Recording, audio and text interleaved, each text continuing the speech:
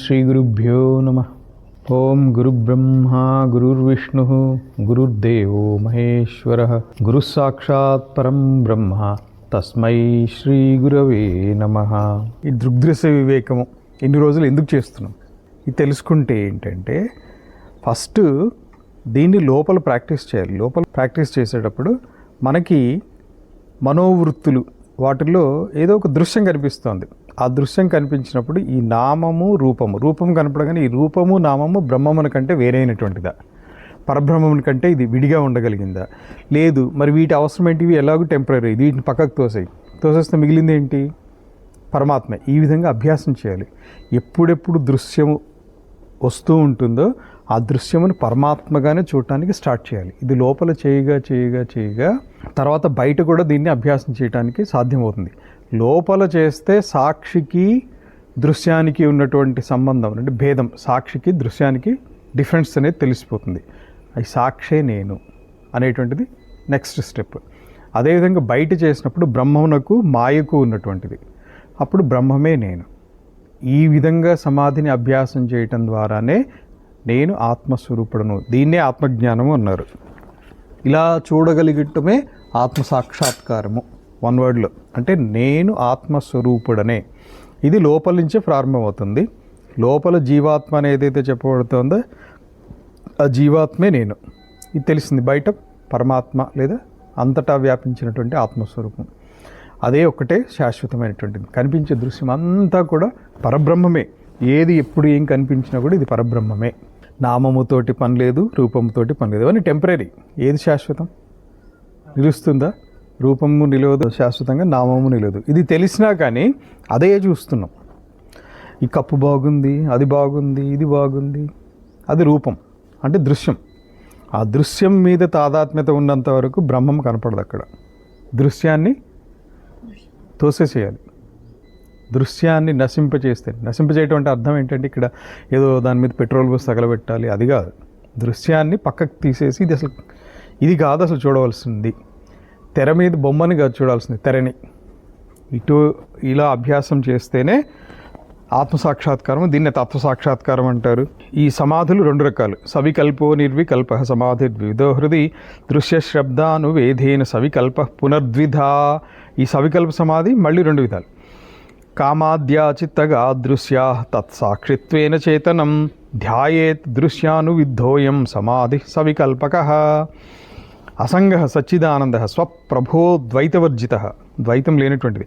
అస్మి అయి ఉన్నాను, అస్మి ఇది శబ్ద విద్ధోయం సమాధి సవికల్పకః. శబ్దము అంటే శృతి వాక్యాలను, శృతి శబ్దాన్ని అనుసరించి శృతులలో ఏదైతే అసంగుడు, సచ్చిదానందుడు, నిత్యశుద్ధ స్వరూపుడని వేదంలో ఏదైతే వర్ణిస్తోందో దీనికి అనుబంధంగా సాక్షి స్వరూపాన్ని లేదా పరమాత్మ స్వరూపాన్ని దర్శించటానికి అటువంటి భావనతోటి డెవలప్ అయినటువంటి సమాధి ఏదైతే ఉంటుందో అదే శబ్దానువిద్ధ సమాధి. ఇది సవికల్పక. స్వానుభూతి రసావేశాత్ దృశ్య శబ్దౌపేక్షతు నిర్వికల్ప సమాధి స్యాత్ నివాత స్థిత దీపవత్.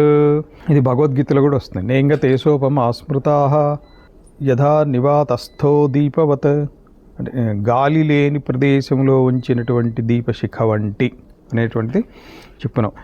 ఇది లోపల చేయబడేటువంటిది. అంటే అంతఃకరణంలో మన దృశ్యము గోచరించినప్పుడల్లా ఈ రూపము కాదు ఇది. అదేవిధంగా బయట చూసినప్పుడల్లా కూడా ఇది బాగుంది బాలేదు ఈ విచారణ ఎందుకు వస్తుంది? రూపం మీద దృష్టి ఉంటేనే బాగుంది బాలేదు ఇవన్నీ వస్తాయి. అసలు ఆ రూపమే అశాశ్వతం. రూపము నామము ఇవైతే ఉన్నాయో ఇవన్నీ అశాశ్వతం. ఏ విధంగా చేస్తూ ఉంటే బ్రహ్మ చైతన్యం అనేటువంటిది, పరమాత్మ అనేటువంటిది స్పష్టంగా గోచరిస్తుంది. సవికల్పము నిర్వికల్పం రెండు విధాలు. ఈ సవికల్పం మళ్ళీ దృశ్యానువిద్ధము శబ్దానువిద్ధము రెండు విధాలు. చిత్తానికి కొన్ని గుణాలు చెప్పారు. కామము, శ్రద్ధ, అశ్రద్ధ, ఇవన్నీ మానము ఇవన్నీ ఉన్నాయి కదా. లజ్జ, హ్రీ, ధీ, భీ ఇవన్నీ కూడా లోపల ఉండేటువంటివి దృశ్యములు, వృత్తులు అని చెప్పాము. ఆ వృత్తులే దృశ్యములు. వీటికి చేతనము సాక్షి. ఈ విధంగా ధ్యానం చేయటాన్నే దృశ్యానువిద్ధ సవికల్ప సమాధి అంటే దృశ్యముతోటి సంబంధం కలిగినటువంటి సమాధి. ఇది దృశ్యానికి అనుబంధంగా ఉన్నటువంటి సమాధి, అనువిద్ధమైనటువంటి సమాధి. ఇది సవికల్ప సమాధి అని ఎందుకన్నారు? వికల్పం ఉంటుంది ఇక్కడ. ఆ వికల్పం అది కూడా వివరణ వస్తుంది. అదేవిధంగా అసంగుడు, సచ్చిదానందుడు, స్వప్రకాశుడు, ద్వైతరహితుడు అయి ఉన్నాడు అనేటువంటి ధ్యానం చేయటం, ఈ వర్ణన అంతా కూడా ఎక్కడి నుంచి వచ్చింది? సంగత్వం లేదు పరమాత్మకి, ఈయన సచ్చిదానంద స్వరూపుడు, స్వప్రకాశుడు అంటే స్వయం ప్రకాశుడు, ద్వైతం లేదు, ఇదంతా శబ్దం అంటే శృతివాక్యం. దీన్ని చేయటము, దీన్ని ప్రాక్టీస్ చేయటమే శబ్దానువిద్ధమైనటువంటి సవికల్ప సమాధి. ఈ సమాధికి ఆధారం ఏంటంటే శృతివాక్యములు. కానీ తన అనుభవరసం యొక్క ఆవేశముచే దృశ్యము శబ్దము రెంటిని ఉపేక్షించినప్పుడు గాలి లేని స్థలమందలి దీపము వలె ఎప్పుడైతే నిలుస్తుందో, ఏమాత్రము కదలిక ఉన్నా కూడా అదే వికల్పం. కదలిక అంటే ఏంటి? ఇప్పుడు ఏమైందో టైము అని ఏదో ఒక ఆలోచన వచ్చింది, ఏదో ఒక థాట్ వచ్చి ఈ సాధన చేసేటువంటి స్థితి నుంచి బయటికి లాగుతుంది కదా, ఆ బయటికి లాగటమే వికల్పం. ఆ వికల్పంతో కూడి ఉన్నప్పుడు దాన్ని సవికల్పము అంటాం. ఏ వికల్పము లేదు, ఇలా కూర్చున్నాడు అంతే, ఏ ఆలోచన యొక్క డిస్టర్బెన్స్ రాదు, అదే నిర్వికల్ప సమాధి. సో దీన్నే ఇంకా వివరంగా హృదయంలో కానీ బయట కానీ లోపల ప్రాక్టీస్ చేస్తే కొంతవరకే, కానీ ఈ లోపల ప్రాక్టీస్ చేసినటువంటిది అంటే లోపల ఉన్నది బయట ఉన్నది రెండు వేరు కాదు. లోపల పరమాత్మ ఉన్నారు, బయట పరమాత్మ ఉన్నారు. లోపల పరమాత్మని సాక్షి అన్నాము, బయట ఉన్నటువంటి పరమాత్మని పరమాత్మ అంటున్నాం. ఈ రెండు ఒకటే. ఇది సాధనతోటి ఇంకా ఒక్కటే అయిపోతుంది అంతా. లోపల బయట ఈ తేడా ఏమున్నది. అప్పుడు ఉపాధి భావన కూడా నశించిపోతుంది. నామరూపములను ఉపేక్షించి సచ్చిదానంద తత్పరుడై ఉండుటయే సమాధి. ఇంతకుముందు చెప్పాం. హృదయం నందు చేసేటువంటి సమాధుల్ని ఇంకొంచెం వివరంగా చెప్తున్నారు. మనస్సులో ఏవైతే పుడుతున్నాయో వృత్తులన్నీ, ఏదైనా కానీ మనసులో ఏదైనా థాట్ వచ్చింది, అది మంచా చెడా, ఇదే అదే, భయమా లేకపోతే క్రోధమా, ఏ శ్రద్ధ, ఏదైనా సరే అన్నీ కూడా దృశ్యమే. ఆ దృశ్యాన్ని చూస్తూ ఉన్నటువంటి సాక్షి చైతన్యమే నేను. దృశ్యం వచ్చింది, ధ్యానంలో కూర్చున్నారు, ధ్యానంలో కూర్చోగానే ఏదో డిస్టర్బెన్స్ వచ్చింది. దృశ్యం రానటువంటి స్థితి ఇంతవరకు ఎవరికైనా వచ్చిందా? మరి అది రాకుండా ఆత్మసాక్షాత్కారం వచ్చిందని మనం ఎలా చెప్పుకున్నాం? ఎవరైనా అనుభవంలోకి వచ్చింది అనుకోవటం కరెక్టేనా?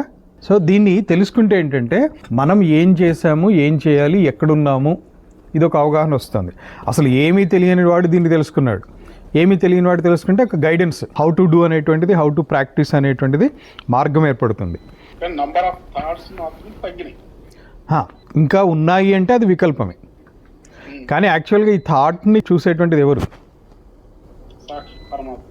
సాక్షి, దృక్కు సాక్షి. అది నేను.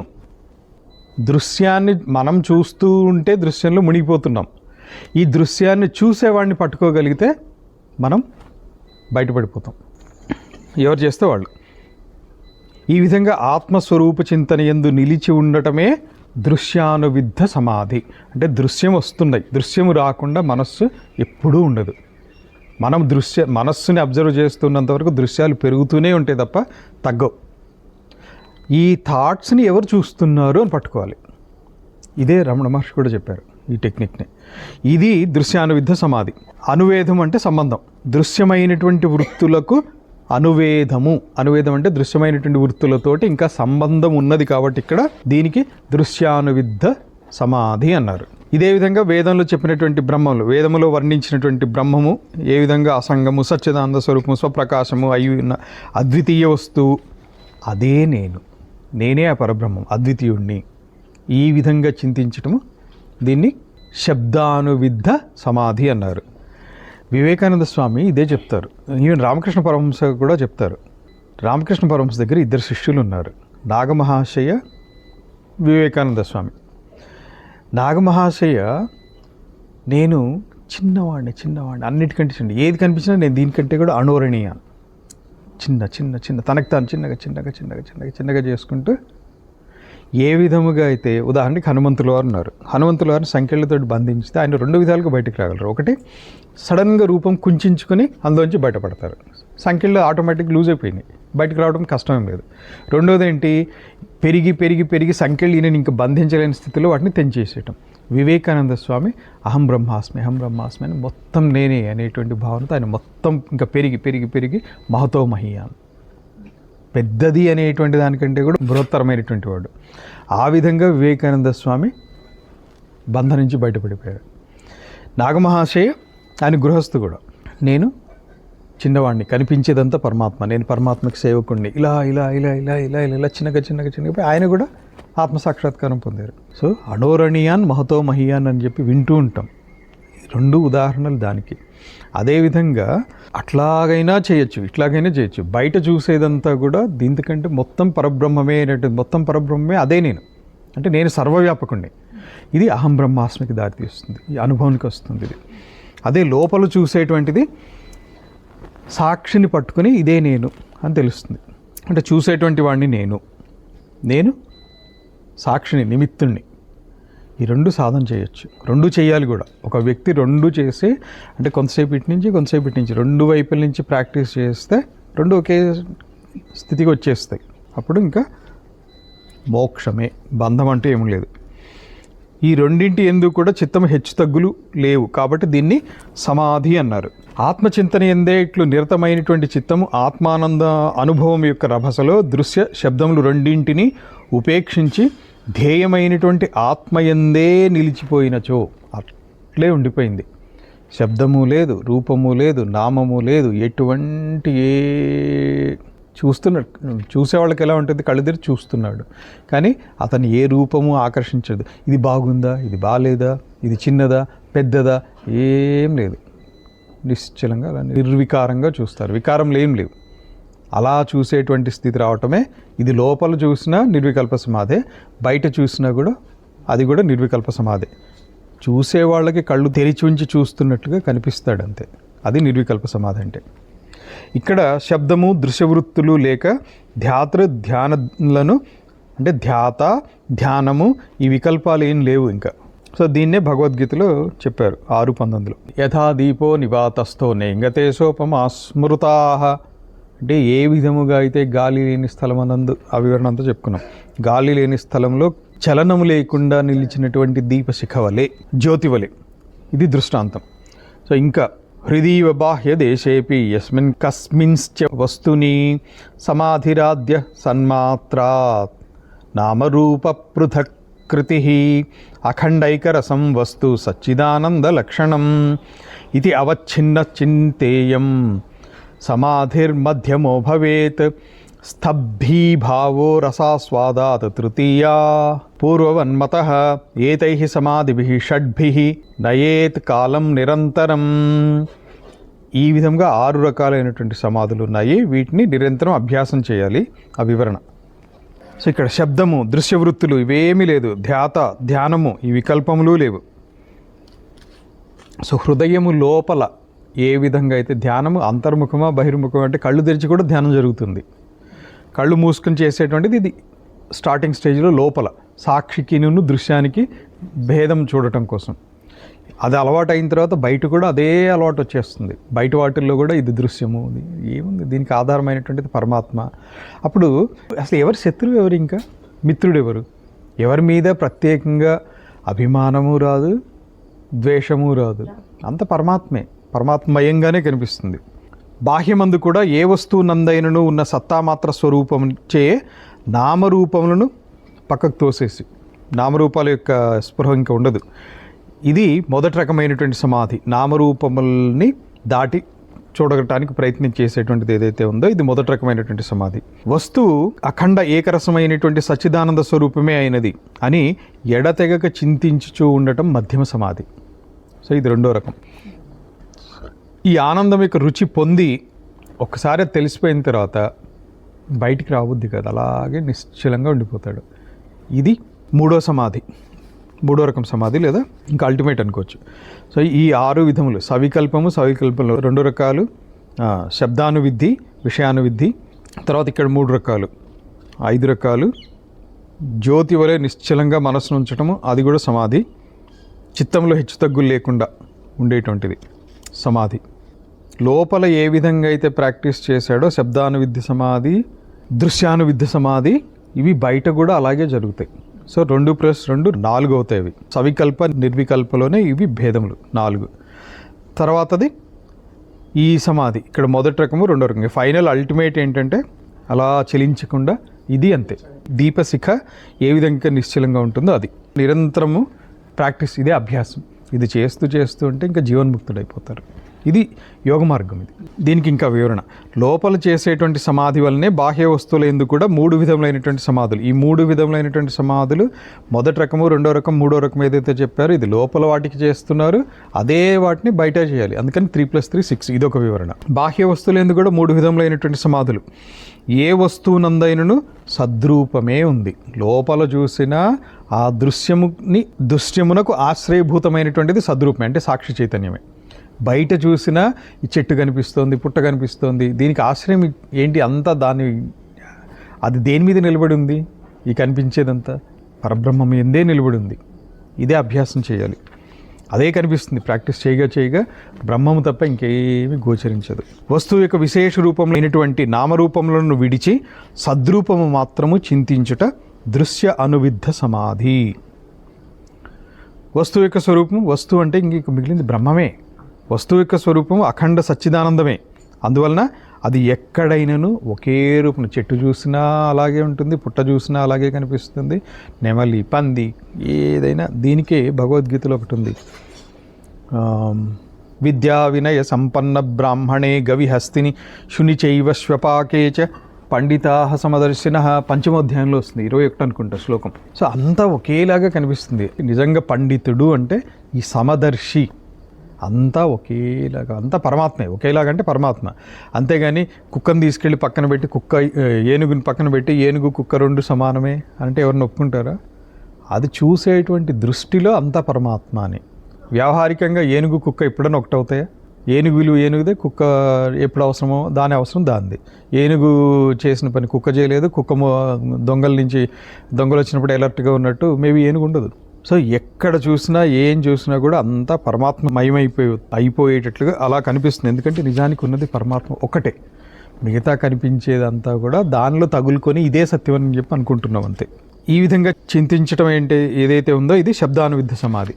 పరమాత్మ గురించి అంటే శృతిబద్ధమైనటువంటిది. వస్తు చింతన ఎందే పరవశుడై, అబ్బా ఈ క్లాత్ ఎంత బాగుంది, అబ్బా ఈ ఏదో ఇన్స్ట్రుమెంట్ ఇదేదో బాగుంది, లేకపోతే ఈయన చాలా మంచివాడు, ఇది ఏదైతే కనిపిస్తుందో ఇదే వస్తువులు తగులుకోవటం, దృశ్యంలో తగులుకోవటం అంటే ఇది పరవశుడు అవటము. దృశ్యంలో మునిగిపోతున్నాం, లోపల అంతే జరుగుతుంది. నిజానికి బయట ఒకసారి ఎప్పుడో చూస్తారు, చూసినటువంటిది తర్వాత ఎప్పుడో ఉన్నప్పుడు గుర్తొచ్చి దాని మీద అటాచ్మెంట్ పెరిగిపోతుంది. ఆ అటాచ్మెంట్ పెరగడం అనేది లోపల జరుగుతుంది. యాక్చువల్గా బయట ఏదో ఒకసారి చూసినంత మాత్రాన్ని అటాచ్మెంట్ పెరగల.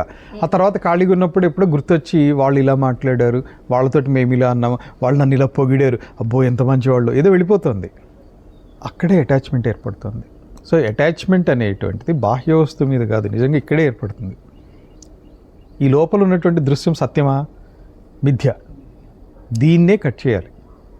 ఇది కట్ చేసి ప్రాక్టీస్ చేసి బయట కూడా అలాగే. అంటే బయట పోయి ఎవరిని మనం కట్ చేయము, దేన్ని కట్ చేయము. కానీ ఇదంతా పరమాత్మమయము, ఇది శాశ్వతం కాదు, దీనికి ఆశ్రయభూతమైనటువంటిది పరమాత్మ. ఈ విధమైనటువంటి విచారణ చేయగా కొంతమందికి సంవత్సరం, అది చేసే సీరియస్నెస్ని బట్టి వచ్చేస్తుంది అది. సో కారణం ఎంత చివరికి ఎక్కడ వచ్చింది? మనస్సు దగ్గరే. మన ఏవ కారణం బంధాత్, బంధానికైనా మోక్షానికైనా కారణమైనటువంటిది మనస్సే. ఈ మనస్సులో కలిగేటువంటి భావనే బంధించడమైనా చేస్తుంది. ఈ మనస్సులో ఈ భావనని విడిచిపెడితే అదే మోక్షం అవుతుంది. పరవశుడు అంటే ఇంకా అదృశ్యం బాగుంది లేదా బాగాలేదు, బాగాలేకపోవడం కూడా పరవశత్వమే. బాగాలేదు లేదా ఎవరి మీద మనకి నచ్చలేదు, ఆ వ్యక్తి మీద కోపం వచ్చింది. కోపం అనేటువంటిది ఎక్కడి నుంచి స్టార్ట్ అవుతుంది? ముఖంలో స్టార్ట్ అవుతుందా, కంట్లో స్టార్ట్ అవుతుందా, నోట్లో స్టార్ట్ అవుతుందా? ఫస్ట్ మనసులో స్టార్ట్ అవుతుంది. క్రోధం కానీ, ద్వేషం కానీ, రాగం కానీ, ఏదైనా కానీ మనసులోనే స్టార్ట్ అవుతుంది. మనసులో స్టార్ట్ అయ్యి అది క్రోధము అన్నప్పుడు అది వ్యక్తీకరణ వేరే ఉంటుంది. అదే ప్రేమ కూడా ఎక్కడ స్టార్ట్ అయింది? ఏ వస్తువు మీదైనా అభిమానం ఇక్కడి నుంచే స్టార్ట్ అవుతుంది. సో దాన్నే పరవశం అవటం అంటారు. ఆ వస్తు చింతన ఎందే పరవశుడి. 2 లెవెల్స్ అమ్మా. ఇక్కడ బయట చూసాము, ఏదో ఆ క్షణానికి బాగుంది అన్నాము, ఇది మేబీ కొంచెం చిన్నది, ఇది పెద్దది కాదు. కానీ ఇంటికి వెళ్ళిన తర్వాత ఆ వస్తువు ఎంత బాగుందో, పునః దాని గురించి ఆలోచన, నా దగ్గర ఉంటే బాగుంటుంది కదా, ఆ వస్తువు ఇలా ఉంది బాగుంది, ఏదేదో ఆలోచన. ఇంకా దాంతో ఆ వస్తువు నా దగ్గర ఉంటే నేను దానికి ఈ విధంగా డెకరేట్ చేస్తాను, ఏదో అనుకుంటున్నారు. ఇంకా పెరిగిపోయింది. ఇదంతా ఎక్కడ జరుగుతుంది? మనసు లోపలే జరుగుతుంది. దీన్నే ఈ టైంలో మీ మనసు ఏ రూపం పొందింది?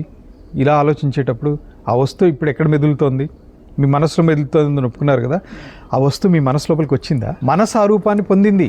దీన్నే పరవశత్వము అంటారు. తనుగా ఉండకుండా వేరేలాగా అవటమే పరవశత్వం. పరవశం అయిపోయాడు అంటారు. పరవశం అవటం అంటే ఏంటి? ఆ వస్తువుకి మనస్సు అధీనమైపోయింది, అంటే ఆ వస్తువు రూపాన్ని ధరించింది. ఇదే పరవశత్వం. అది అవ్వద్దు. దేన్ని చూసినా కూడా పరవశం కాకూడదు. పరవశం అటువంటి మనస్సు ఆ రూపాన్ని పొందకూడదు. పరవశుడై దృశ్యముల సంబంధం లేకుండా ఉండటమే నిర్వికల్ప సమాధి. అంటే పరవశం కాకుండా ఉండటమే.